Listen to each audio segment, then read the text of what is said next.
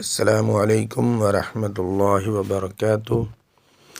ناظرین کرام، سامعین کرام، آج میں آپ کی خدمت میں ایک ایسا تحفہ اور خزانہ لے کر حاضر خدمت ہوا ہوں جس کے صرف ایک ہی بار کے استعمال سے انشاءاللہ العزیز حمل قرار پائے گا، اور حمل بھی انشاءاللہ العزیز نرینہ ہوگا، اور اس کے ساتھ ایک نفیس سردائی جس کے استعمال سے ہر قسم کی روائی خون، جریان، احتلام، صورت انزال اور رقت دور ہوگی، اور ضعف، حرارت قلب و جگر دور ہوگا، اور طبیعت حشاش بشاش رہے گی۔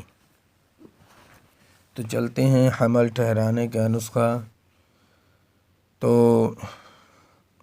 حیض کے بعد عورت نہا دھو کر بوقت 4 بجے شام سفوف ریش برگد 1 تولہ، شیر برگد 6 ماشا ملا کر دودھ سے کھائے اور رات کو ہم بستر ہوں۔ حمل نرینہ قرار پائے گا۔ اگر خدا نخواستہ پہلے ماہ کامیابی نہ ہو تو اگلے ماہ اسی طرح استعمال کریں۔ اکثیر النساء، جریان الرحم اور 18 دو نسل کش امراض آج کل عورتوں کے گلے کا ہار بن چکے ہیں۔ کئی ایک علاج کرانے پر بھی عموماً ناکامی ہوتی ہے۔ آج ناظرین حضرات کی خاطر ایک آسان اور مجرب نسخہ حاضر خدمت کرتا ہوں جس سے ان ہر دوا امراض کا قلع دکمہ ہو جائے گا، جریان الرحم دور ہوگا اور بچے صحیح سالم پیدا ہوں گے۔ ریش برگد 4 سیر جکوب کر کے پانی میں رات کو بھگوئیں، صبح چولہے پر رکھ کر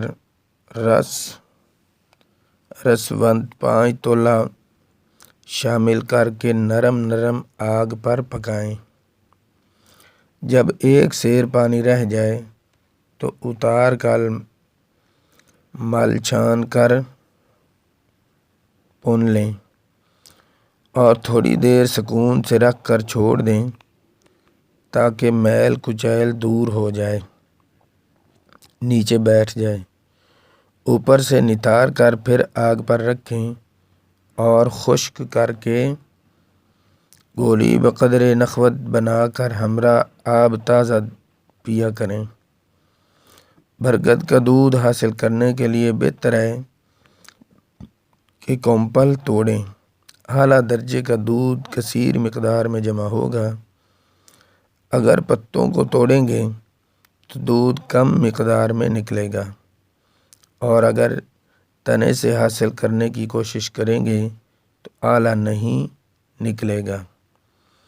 تو انشاءاللہ العزیز یہ استعمال کریں اور بچوں سے اپنی گود ہری بھری کریں۔